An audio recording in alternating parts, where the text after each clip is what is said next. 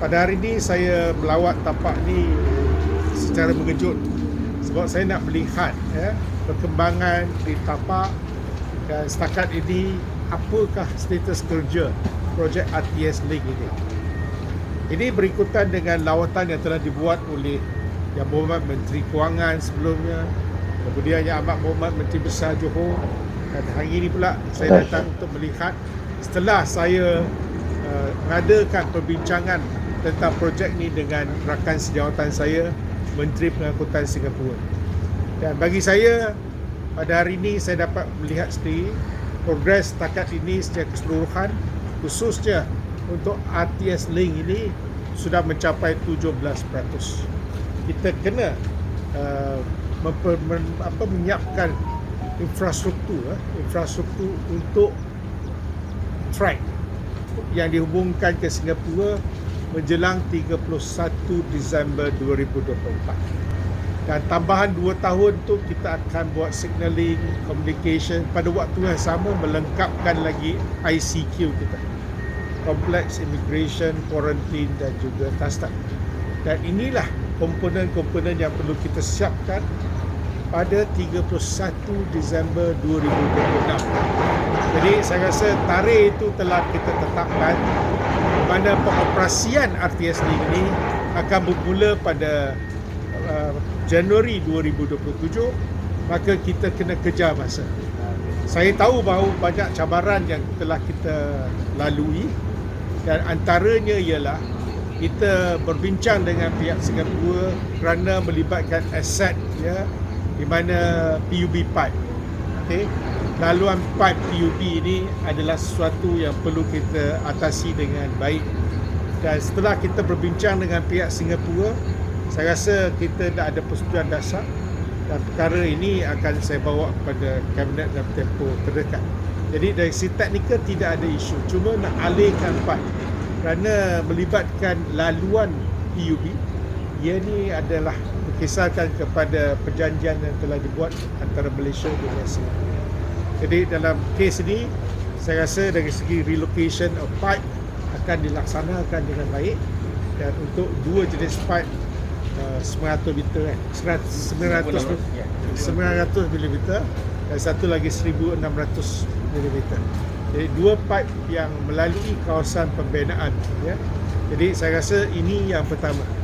Kedua, saya juga melihat sebagai orang yang memang kita faham tentang keperluan di Johor Bahru, dan atas permintaan oleh kerajaan negeri juga melihat keperluan untuk kita menyediakan satu plan yang lebih komprehensif untuk penyuraian trafik di kawasan ini.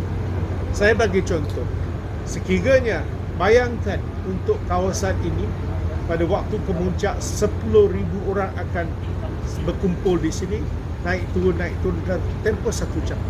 Bagaimana kenderaan itu dapat kita nak keluarkan atau dispersal for traffic dispersal untuk nak diagihkan pada tempat lain.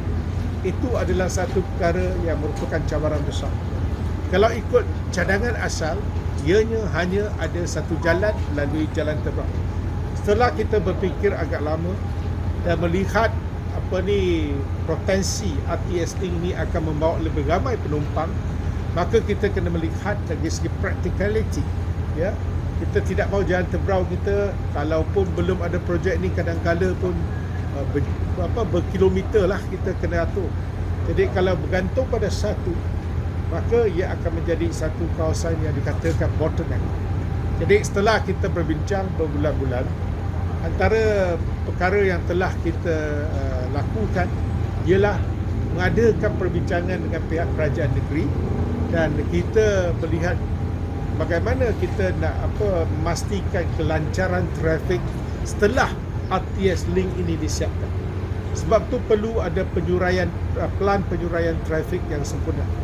Jadi dalam soalan ini ada perancangan untuk kita hubungkan terus kepada EDL. EDL ni dia antara persimpangan Inner Ring Road, jalan lingkaran dalam, dan EDL daripada Pandan terus sampailah ke kawasan ini, dan akan ditembusi terus sampai ke tapak RTS Link.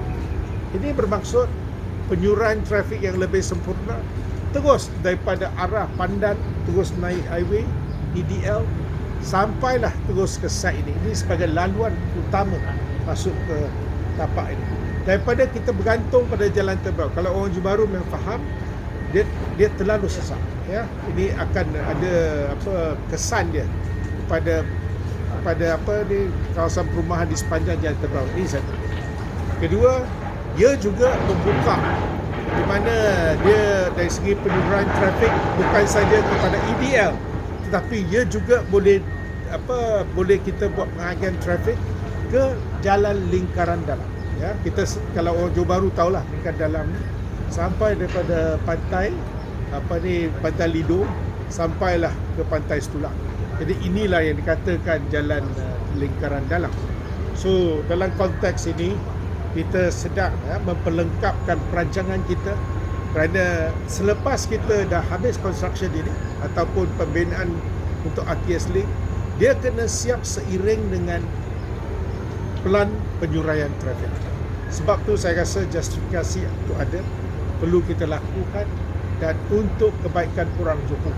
Kalau tidak, kita ada satu kemudahan yang boleh menampung 10,000 penumpang, tapi akhirnya yang menjadi hiccups ataupun menjadi bottleneck adalah kawasan nak masuk ke RTS Link Station ini. Jadi saya rasa yang ini pertama mesej yang saya bawa. Saya puas hati dengan status kerja 17%. Saya minta pihak kontraktor supaya percepatkan lagi, kerana kita lepas dia akan dimasukkan lebih ramai pekerja pembinaan, kerana kita enam package tu berjalan serentak. Jadi tak kira depo, berim viadak ataupun di stesen ataupun ICQ, kita jalan serentak. Bermaksud kita kena satu koordinasi, kita memerlukan tenaga kerja yang ramai. Jadi pihak MRT Corp juga sedia berbincang dengan Kementerian Sumber Manusia untuk memastikan bekalan pekerja itu, ya. Khususnya dalam keadaan kita menunggu masukan pekerja khususnya dalam bidang pembinaan. Jadi antara cabaran ni perlu kita perhalusi dan kita nak pastikan supaya tidak ada kelewatan dalam soal ini, kerana ini melibatkan dua buah negara. Perjanjian bilateral telah kita tanda tangani dan semua perkara itu telah diatur lebih awal.